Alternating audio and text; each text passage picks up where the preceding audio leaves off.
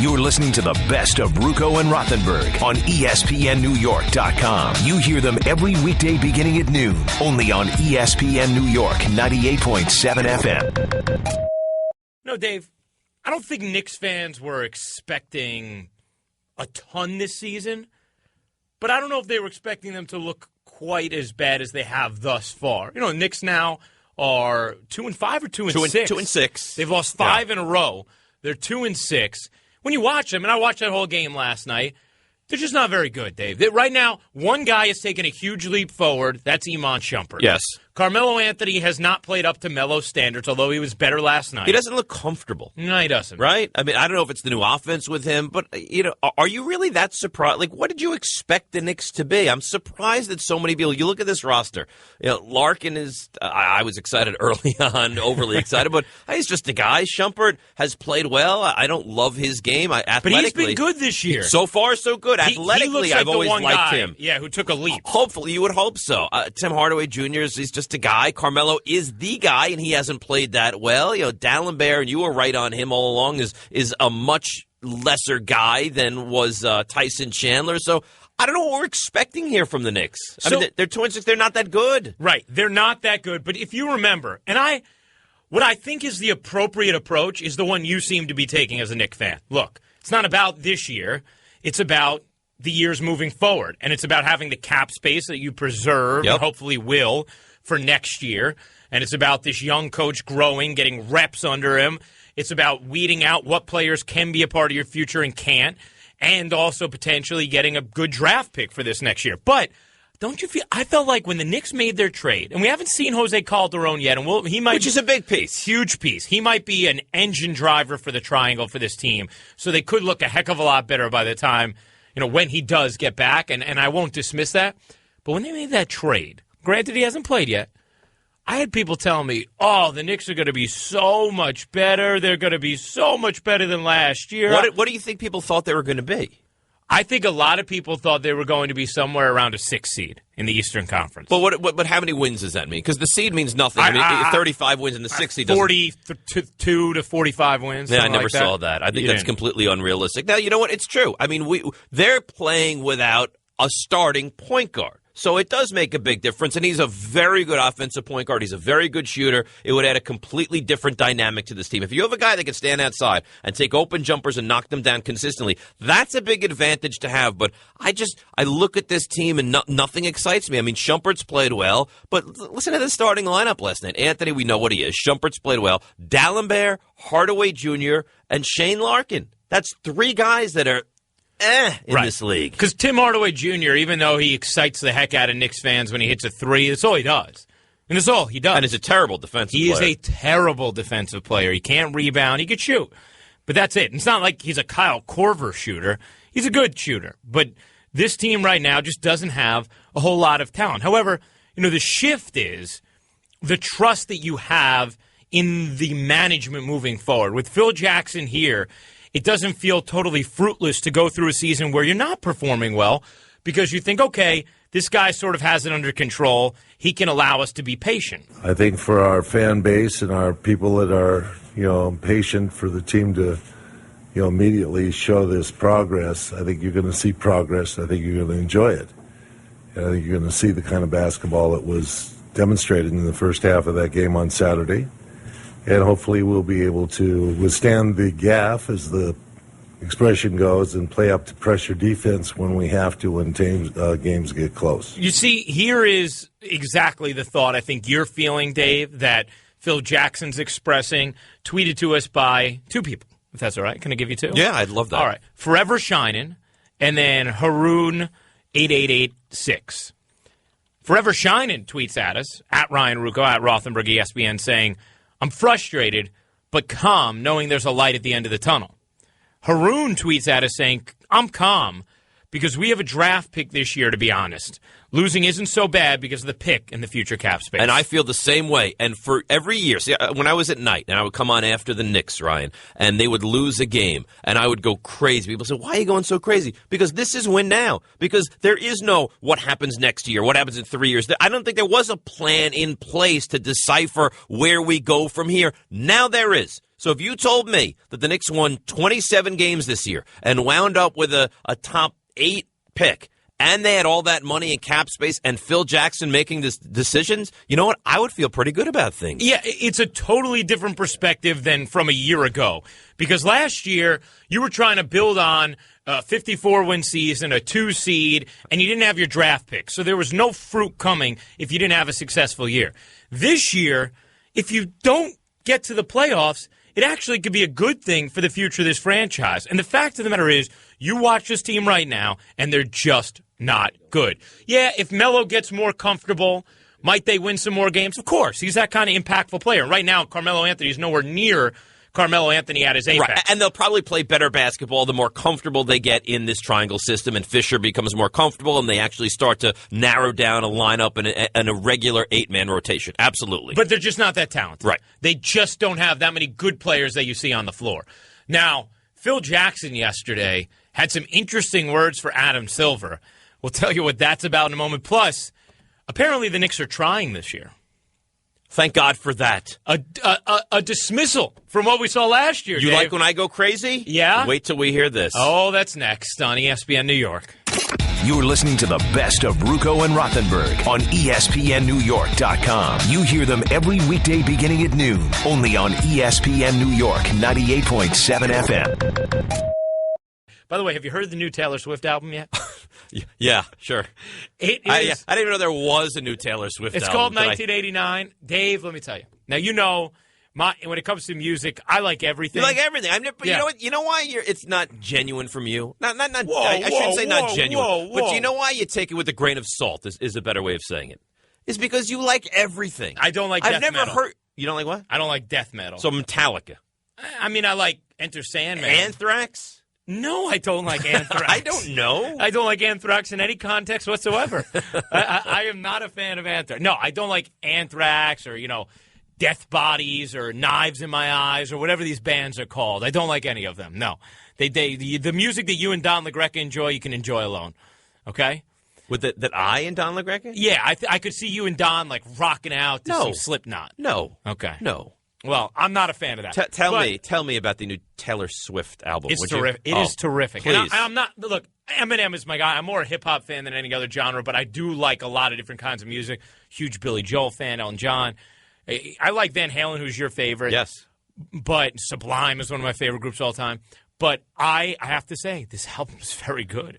There is some catchy. This song, Blank Space. Oh, my gosh. It's so catchy. You sound like my grandmother. It is so catchy. My goodness. It is so catchy. All right. I know this is going to bother you, Dave. Oh, by the way, we told you guys earlier we have tickets to Barclays Center Classic, a men's basketball tournament on November 28th and 29th we're giving away.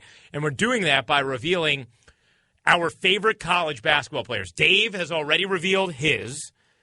Now, I will reveal mine, and a little bit later on, Jeff is going to reveal his. And once you have all 3 players, you text all 3 players to 44202. The first person to do so correctly will win the tickets to the 28th and 29th. So, Dave, take a guess at who my favorite college basketball player of all time is. I imagine you're a St. John's guy. I'm going to say, but you're not old enough to remember him, but I'm going to go back to him. Okay. Chris Mullin. No, but Chris Mullin was my first favorite NBA player. All right, let me get I another didn't guess. get to see him in college. So Mark Jackson. No, but you're in the. I'm very impressed with you saying St. John's guy. You're in the right ballpark. Ron Artest? No, a little bit earlier. Earlier. Walter Berry? No. No. Bill Wennington? No. No, I don't know. Eric Barkley? No, I loved Eric Barkley. I almost wore a Band-Aid on my face because of him, but no, not Eric Barkley. I give up. Uncle. You don't have a guess? I've guessed 5 times. You don't have a guess. Do you have a guess, Jeff, as to who my favorite college basketball player of all time is? Felipe Lopez? Yes! Oh, good guess. Yes! That is a terrific. I am so happy right now. You are great. You know that? That was a great job. But now you'd have to admit that I laid the groundwork for him to get that. Yeah, but I don't care. I mean, he deserves. You know what, Jeff? You tell me what's the next pair of kicks that you really want, that you've been holding off on. They're yours on me.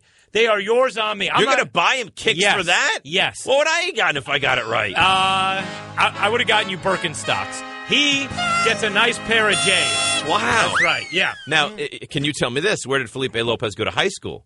Oh, gosh. Because he was a sensation in high school. Did he go to Bishop Loughlin? No. He went to Rice High School. Oh, yes, he did. Yes, he did. He went to Rice. I knew he went to a powerhouse around here. I forgot. He was the number ridiculous. one high school player in the land. Yeah. And remember, I mean, I thought he was going to be a good pro, too, when he was leaving. Of course, I was biased, but he went to the Grizzlies and just never really panned out in the pros. He wasn't for Felipe. great. He was sensational in college, though. He was electrifying. He was a star. Who was the other star on that team? You remember him from Long Island? From Sewanaka High School. It wasn't LeVar Postel. No. He was a little bit later. Zendon Hamilton. Yes, was the Zendon center Hamilton. on that team. That team didn't get past the Sweet 16, did it? No, the Eric Barkley team under with Mike LeVar Jarvis Postel got to the Elite Eight. Lost to Ohio State with Scooty Penn as their right. best player. They beat Maryland that year. Yes. And then lost to Ohio State in the Elite Eight. Correct. And then the next year is when they lost to Gonzaga in the first round, I believe. I don't remember that. Shockingly. Like, nobody was that the beginning of the Gonzaga era? That was the very beginning of it. So, all right, my favorite player is Felipe Lopez. You guys still have to hear Jeff's, and then once you have his, you can text to 44202 with all three of our favorite players to win the tickets for November 28th and 29th Barclays Center Classic. Take a listen to this, Dave, from Tim Hardaway Jr. Just to hold our head high, he appreciates everything we're doing from the correct way, and we're out there trying. It's not like last year. I mean, this year we're actually out there trying to give it our all. You can see the frustration on our faces if we make a mistake, and we just try to move on. This year we're giving it our all? What is this? What was happening last year? I understand that they kind of fell out of favor with Mike Woodson, and it wasn't a great match, but this year we're actually giving it our all. How can you hear that and not want to rip your hair out? Ryan, all I ever really want for I want my teams to win championships. Everybody does. But all I ever really want is maximum effort. And for him to come out and say, and I don't know if he this was well thought out or this was just spur of the moment, but for him to come out and say, this year we're trying, this year we're giving it our all, I want my money back from last year. Sometimes I think athletes revert to that as a way to justify not being good enough because no athlete's going to say, look, we're just not good enough, or look, we just don't have the talent. Look, I'm just not fast enough. You're not going to say that.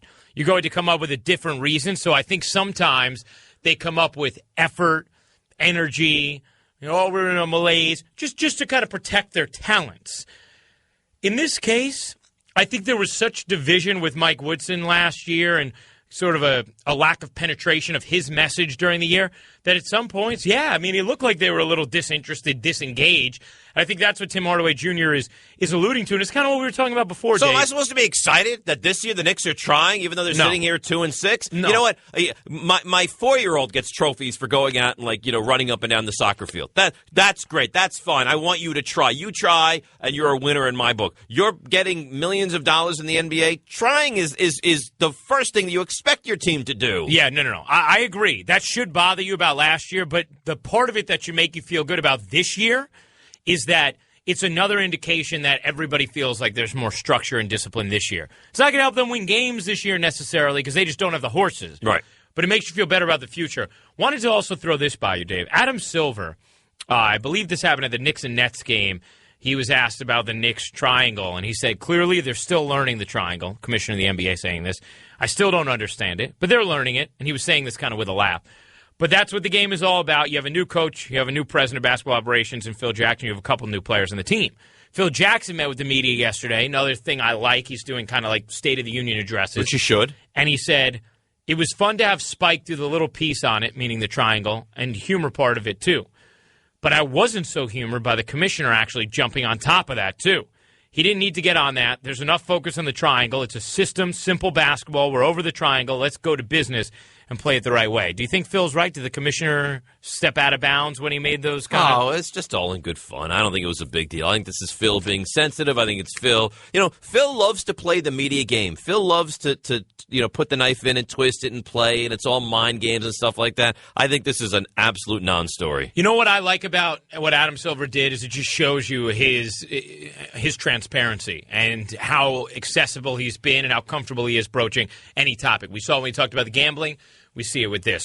You're listening to the best of Ruocco and Rothenberg on ESPNNewYork.com. You hear them every weekday beginning at noon, only on ESPN New York 98.7 FM. You're Ryan Ruocco, because he's so important. He had to head out to catch a flight to another country, and he's heading to Mexico to call a game on ESPN tomorrow night. So I'm all by my lonesome for the final moments up until Mike Lupica starts at 1 o'clock. Bill, you look like you want to You want me to keep you company here? I always love you around. There you go. Are you okay if the Knicks are bad this year? Sure. I mean, you want to see him make the playoffs and makes your job easier with your involvement with the team, but I'm powerless over whether they're good or bad. You always want to see a team that you're working with do good. If they don't, well, you just suck it up and do what you got to do to get through your job. Michael Kay knows about that. Here's why yes, Michael does. Michael's currently stuffing his face with roast beef sitting to the left, right in the middle of Bill and I. Here's why I'm more okay with the Knicks, I don't know what you want to say, disastrous season or poor season than I've been over the last extended period of time. Because I actually believe, and maybe I'm foolish, and maybe we'll look back, Bill, 3 years from now and go, Rothenberg, you really are the idiot that we think you are. But I actually believe that there's a plan in place. I see Phil Jackson.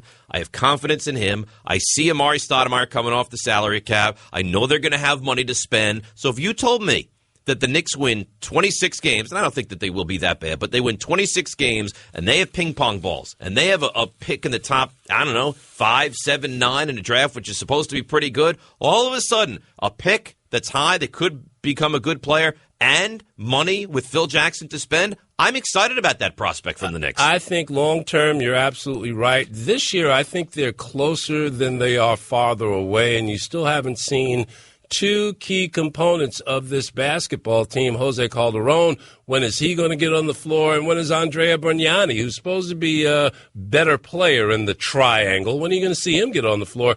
I don't think you can really make a judgment about this team until you see those two players for about a period of a week. I think that's fair to say. And I think in the triangle, look, I don't like Bargnani. I wasn't in favor of the trade to begin with. But I think if there's an ideal offensive system for Bargnani, it probably is the triangle. And Calderon's a very, very good offensive point guard. Cerebral also. He's efficient. He's a good shooter. You put him outside, you give him a wide-open 19-footer, and he's going to consistently knock that down. So, look, do I enjoy watching the Knicks lose at home to the Atlanta Hawks? No, it makes you nauseous. But when you think big picture, see, here's the difference between the Knicks and the Jets right now. I look at the Knicks, and I think that hopefully that guy is in place to make the decisions that I have to have confidence in. I look at the Jets, and they're going to be bad this year. They're going to have a top 5 or 6 pick this year. I have no confidence that the guy in position to make those decisions is the right guy and is competent right now. Whoever you bring in with the Jets, top 5, 6, 7, 8, whatever, hopefully they know how to get the meetings on time. Calvin Pryor stories. I mean, the fact that Geno Smith. Chronic lateness. You kidding me? Now, who's that fall? That falls on the coach. I'm sorry. If you're the head, that falls on veteran leadership and the head coach. You cannot have your first-round pick missing multiple meetings, Bill. But what does that say about the character of who you picked? I mean, if I'm the Jets, I anoint someone who's going to be his personal caretaker, and it starts with, you ain't on scholarship no more, you ain't the Louisville Slugger no more, this is the NFL. Get a haircut, let me see your name on the back of your shirt, and let's go to practice, let's go to work. It's embarrassing. And you know what Rex Ryan, Rex Ryan should have done? He should have come out and said, you know what, we're not playing him because. And then the players know that they've made an example of him by not playing him. He didn't play one snap on defense last week against the Steelers. But if I was Rex, I'm coming out, instead of sugarcoating everything, and this is great, and that's great, and I'm so smart, and I love this, come out and say, you know what, this is unacceptable from Calvin Pryor, and if you do it, you're next. Well, how many times has the former Jet cornerback who now resides in New England been an all-pro? He missed a meeting. He was late for a meeting. The dread Belichick said, Go home. That's right. And you know what I've always heard from everyone that's been around the Jets and around the Patriots and the Bucs when he was there? I think it was Westhoff that said this. Nobody ever practiced harder or wanted to be at practice or at meetings more than Darrelle Revis. So look, I don't like it, but I can deal with a guy missing one. You have a rookie who's struggling, who's missing many? I can't get with a guy who misses any without permission. period. Can't get with it. Not today. There's just too much at stake all the way around. If you're trying to help your team, if you're trying to be a team guy, the least you can do is show up on time. You would think. And that reflects on Rex Ryan. We've done a beautiful job of kind of diverting here from the Knicks over to the New York Jets. But Phil Jackson, who I think most Knicks fans are thrilled that he's here, had something to say, kind of a message for Knicks fans, and that is, be patient. I think for our fan base and our people that are patient for the team to, immediately show this progress. I think you're going to see progress. I think you're going to enjoy it. And I think you're going to see the kind of basketball that was demonstrated in the first half of that game on Saturday. And hopefully we'll be able to withstand the gaff, as the expression goes, and play up to pressure defense when we have to, when games get close. No, we'll see. I don't know that this is the year that the Knicks are going to give you more than 30 wins, but we'll keep an eye on it. Let's go to Trevor in Brooklyn. Trevor, you're a Ruocco Rothenberg on ESPN New York. What's up, Trevor? Hey, what's up, Dave and Bill? How you guys doing? Good. What's up, pal? What Bill said just before, it's very true. I think before we bury the Knicks, we need to withhold judgment for just a little bit until we get Calderon back, because he is going to be a big piece of the Knicks. He's a knockdown shooter, and there are open shots on the floor. And just the one positive about all these losses, and it's tough to watch, Carmelo's been off. He's not going to keep up these bad numbers that he's putting up. He's not going to shoot 30% every game the way he has been. He's going to be more consistent, and those will obviously turn into more wins. And just the one negative, though, is, and it kills me to watch it, and it probably has something to do with Fisher being a rookie coach, they're getting crushed coming out of the half every game. He's getting out-coached coming out in the third quarter.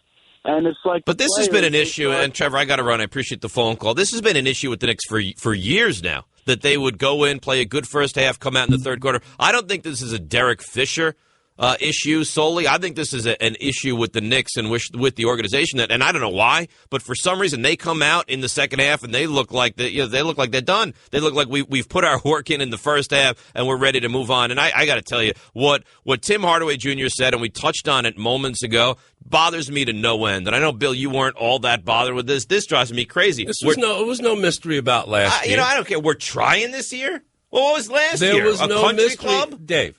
Nobody with eyes missed the fact that there were many nights where the Knicks always walked around looking dazed and confused, blowing assignments defensively, coach calling out players calling out the coach. Last year was just, you don't have any of that here this year. It's not here. It ain't coming here this year. Well, it better not. Now, I don't. You know what bothers me? Maybe it's just me. I don't want to know that it even happened. I know what happened. I don't need you to tell me that we did not play hard last year. That's evident to me. Don't bring that up. I'm sorry. I'm bothered by that. That's disgusting. Truth teller has to apologize. And he did apologize, and he should have. All right, Candelmo, it's your time. Ruocco gave his. I gave mine. Your favorite all-time college basketball player. The first person to get all three and text it over to 44202 wins the opportunity to see the reigning ACC champions, University of Virginia, along with Vanderbilt, LaSalle, and Rutgers, live at the Barclays Center November 28th and 29th. Now is your chance to win a pair of tickets to each day of the Barclays Center Classic men's basketball tournament presented by Continental Tire. Your favorite would be, you're a Florida guy, aren't you? No, growing all time, it's Pittsburgh. Jerome Lane. Nope. Brandon Knight. Well done. That's Brandon Knight? Brandon Knight. He was the first guy in my lifetime that brought Pitt basketball back. Will you buy me kicks like Ruocco will for you because I got yours if right? If I could afford it, I would. You're listening to the best of Ruocco and Rothenberg on ESPNNewYork.com. You hear them every weekday beginning at noon, only on ESPN New York 98.7 FM. You're listening to the best of Ruocco and Rothenberg on ESPNNewYork.com. You hear them every weekday beginning at noon, only on ESPN New York 98.7 FM. Dave, last night the Sanchez reemerged. Mark Sanchez, in his first start since his Jets days, second performance with the Eagles, you know what? He looked pretty darn good. Just getting a good feel in the pocket. As the game went on, I just got more and more comfortable. Hopefully that'll play out the rest of the year, but we'll just take it 1 week at a time, and thought the offensive line did a heck of a job of keeping me upright and keeping me clean, and a heck of a job by the wideouts and everybody making catches. And Dave, you and I have plenty to say about Mark Sanchez, and we'll do that in a moment. But first, we have something a little more important to say. It's Veterans Day. Yes. And we just want to wish a very happy Veterans Day to everybody who served in our armed forces, is serving. Obviously, most of us have some sort of friends or family. I know I think about my Uncle Mike, who was in Vietnam on this day, my grandpa Poppy, who was in the Navy, Papa, who has passed away, my grandfather, who was in Merchant Marines. We all have different people who we think about on this day, and we also think about every single one of you who is right now serving for us so that we can do things like talk about sports and not worry about far grander and graver problems that if it wasn't for people like you, we certainly would have to. Yeah, I mean, all we can do is give you a thank you. We're appreciative, not just today, but every single day of what you do and how you protect and how you serve. And, this country's changed a lot in the last 20, 30, 40 years. But one thing that hasn't changed is how you out there protect us. So we say thank you. Yeah, and it really is, anytime, I know for me, anytime I see someone in uniform. The other day I was on a flight from Oklahoma City back to Newark, and my almost entire plane was, men and women in uniform. And I'm just thinking. Did you give your seat up? They all had seats. If they didn't, if it was the subway and you saw someone in uniform, would you have given it up? Absolutely. I mean, every time I see someone in uniform, I think about how, the things that they face. I'm a little scaredy cat. I could never. Oh, we all are. I could never. And these people do this to give such freedom, joy, the opportunity to have actual leisure in this country because those serious issues are taken care of by people who are far braver than me. And honestly, thank you. It is so appreciated, everything you guys do, everything you did for those veterans out there who aren't active as well, and what you did to lay the foundation for our great country. It is really appreciated. Now, if you were in first class, would you give your seat to a veteran? Sure. Someone in fatigues? Absolutely. Okay. Absolutely. If I saw a veteran in fatigues, yes. Do you promise me this? Now, I know you're going to Mexico later today. That's right. Do you promise me this, that by the close of business today, you will do something kind for a veteran? Yeah, sure. Okay. Like buy him lunch at the airport? Yeah, or... if I see a veteran at the airport, I absolutely will. No question. That's a promise that you're giving me. Yeah. Do you promise me you're going to? No. No, of course I do. Yeah, I will do something really, really nice for a veteran today. All right, good. Promise you. I'm glad to hear that. And now I'm going to text you later, and I will reveal what it is that you do on the air tomorrow. Very nice for a veteran. Will I get your text message in Mexico? I don't know how that works. Will you get it? I don't know. I got to talk to my mom about the plan. I'm going to email Just you kidding. then. I have my own. But I thought that was funny because I'm young. Get it? Yeah. So anyway. Do you share a plan with your mom? No, I don't. Well, you know what, actually? Our entire family is probably under one plan still, I think, probably. Okay. Yeah, I do that too. That's not weird. No. That's a little weird. Is it? To share a plan with your mom? Not really. I think because you guys are in your 20s. I think my mom, sister, dad, I think we're all. I don't know, honestly. I know. Well, don't you pay the bill? I do. Okay. I pay my bill for my phone, yeah. All right. Can we talk about Mark Sanchez? Yeah, because he was really good, Dave, last night. And I want to be careful about something here. Because Mark Sanchez was terrific last night, and terrific is maybe a little bit strong, but was really good last night. Very good. It does not mean that he was really good as a member of the New York Jets. Now, I'm not saying that we as the media and the fan base didn't do something to bring out the worst in Mark and drive him away, because I think actually we all kind of did. Well, it wasn't us. No, yes, it was. No, it wasn't. Media played a role. A little role. Yeah. You know what played a much bigger role than the media? The Jets. The Jets killed this guy. The Jets handled him as poorly as you've ever seen a quarterback handled. They brought in Tebow. They had him in a game where he shouldn't have been in the game. He got injured. They gave him no talent around him. They babied him the whole time he was here. Yeah, but his Jets' fate, we can all talk about, they had him in a game he shouldn't have been. Fine. His Jets' fate was sealed at that point. But you think that it's the media's fault? I'm not saying that the media is not partly responsible for his exit of New York. But that's not what I'm saying at all. Well, what are you saying? What I am saying is, I am listing all of the contributing factors first, while also acknowledging that Mark Sanchez was not that good when he was here.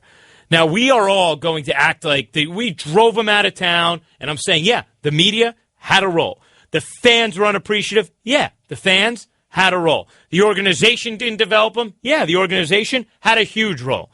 But Mark Sanchez also had an opportunity to make what wasn't a great situation and make it as good as he possibly could have. And instead, for the most part, he was driving into the ground, making it worse. I had never seen a quarterback so frequently not have any idea where a blitz was coming from and get smoked because of it.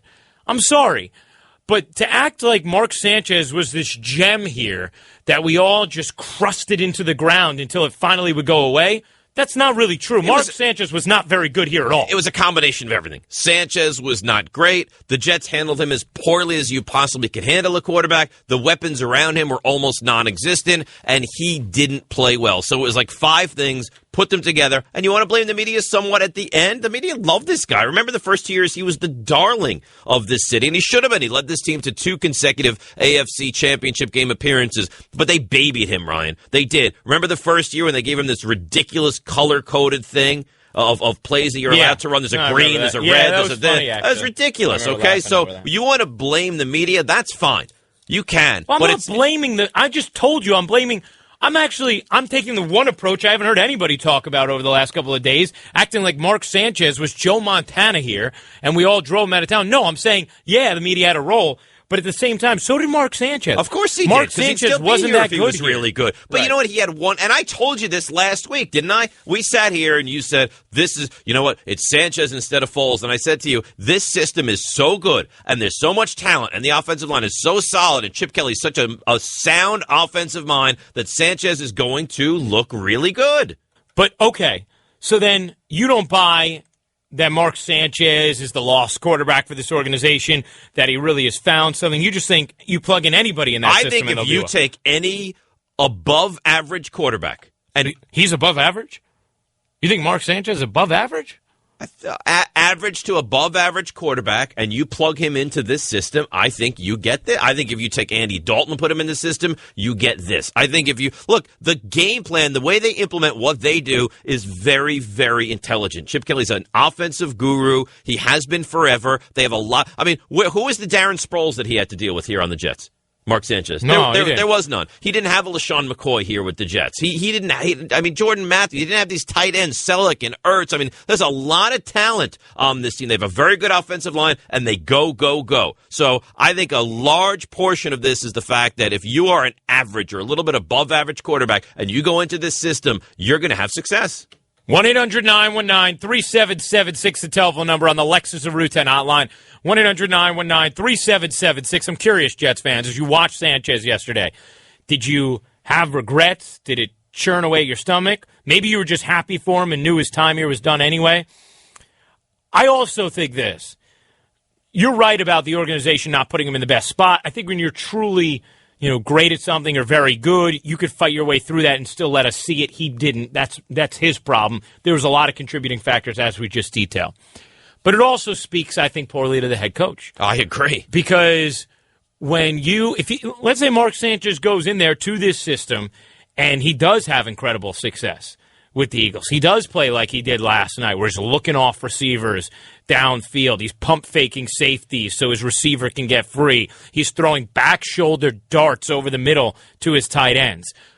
If he does that, I'm also looking at the head coach and I'm saying, one of your main jobs when you wanted that guy was to make sure he was developed properly. And you didn't do that. That, to me, is, even though we always absolve this head coach of having to do anything with the offense, it's a problem because that's still a really important side of the ball. It's the most important side of the ball in this day and age in the NFL. And let's be honest, Ryan, the offense has never done anything here. The best you can say about a Rex Ryan head coaching job with the offense that he's had is what? Is that it's been serviceable. Right? That's the best. And that was in his first and second year with Mangini's guys when they had a good physical offensive line. They had a couple of good running backs. Sanchez was serviceable. They played their game. It was close to the vest. It was play great defense. Don't turn the ball over in a huge way. And Sanchez was capable at that time. But Rex Ryan has basically made it understood. That's not what we want. We do not want to do what the Eagles do. And that has been my issue with the Jets forever, is that everyone in this league is on the offensive tip, on the go, quarterback, spread it out, go downfield, and the Jets still have this philosophy that if we just play good defense and run the football and win the turnover battle, we're going to win. And that's not today's NFL. Dave in Mount Olive. Dave, you're on the Lexus of Route 10 hotline. Ryan, Dave, you guys are excellent. Dave, Thank you, hit it on the money. He played a conservative game, which made him a conservative quarterback because Ryan was conservative, so he had to be conservative. But do you remember, Dave? I kind of agree. I agree with you in general. That's been the offensive problems. The one thing I would say, though, is then the one year they tried to open it up with Mark, and he was turning the ball over left and right. Now, at that point, he no longer had the weapons he did his first 2 years, so that hurt him. But, that's also how they kind of broke down. Thanks for the call, Dave. Ira in Staten Island. Ira, you're on the Lexus of Route 10 hotline, my friend. Hey, good afternoon, guys. I agree with both of your points, and I do agree with Dave. I think Kelly's system, I think any average to above average quarterback will play well, and that's what Mark is. And, just going back in history, his stay in New York, I mean, everybody knows the story. I'd say 80% was a Jet blame, and maybe about 20% was his blame. And the problem was when he came out, he was young, and he was a little too immature to handle the situation in New York. And what the Jets did, they tried to market him like Namath. And I think the nightlife became too much for him. And then you start taking away pieces, receivers, you break up the offensive line. And then they just, like you said, in 2011, they opened up the offense. He wasn't ready for it, and it is what it is. Then you had the Tebow debacle, and you had Geno Smith drafting, and he just needed to get out of New York. But I think he's in a good place right now, and I'm looking forward to this weekend. It'll be a good test in Green Bay. There is something to that, too, Ira. I completely agree with you that, sometimes it's just, hey, it's not going to work here anymore. Yeah. You need to go somewhere else because there is a festering negativity surrounding this organization, not to mention the temptations of nightlife. And Mark Sanchez is a couple years older now, too, where maybe he's matured and realized. I'm sure he has. And you know what? He's tasted failure. The kid was a high school legend. He lost one game in his college career. His first 2 years of the NFL, he led the Jets to AFC Championship game appearance, followed by an AFC Championship game appearance. Then he was humbled by this city and by this team, and now he's got his second chance. Ryan in New York. Ryan, you have a great name, and you're on the Lexus of Route 10 hotline. Hey, I just wanted to ask you guys, anyone who thinks that it was just the system, did anybody watch the game last night? I hate Sanchez. I'm a Jets fan, and I wanted him out of here. And last night, he was throwing lasers. I mean, he was on fire. He was. He was. You're right. He was throwing lasers. He was given time to throw. You're given time, and you have guys that are open, and an average quarterback looks much, much better. Yeah, but I think, in fairness to him, he looked a lot better than average last night also. He did, but I really believe, and I really believe that in this system, it makes average to maybe a little above average quarterbacks look that much better. You happy for him? I don't care. No, I'm not, because I don't like the Eagles. So, no, I hope he completely fails. Not because of anything he had with the Jets, because I don't like the Eagles. So, no, I'm not happy for him. You're listening to the best of Ruocco and Rothenberg on ESPNNewYork.com. You hear them every weekday beginning at noon, only on ESPN New York 98.7 FM.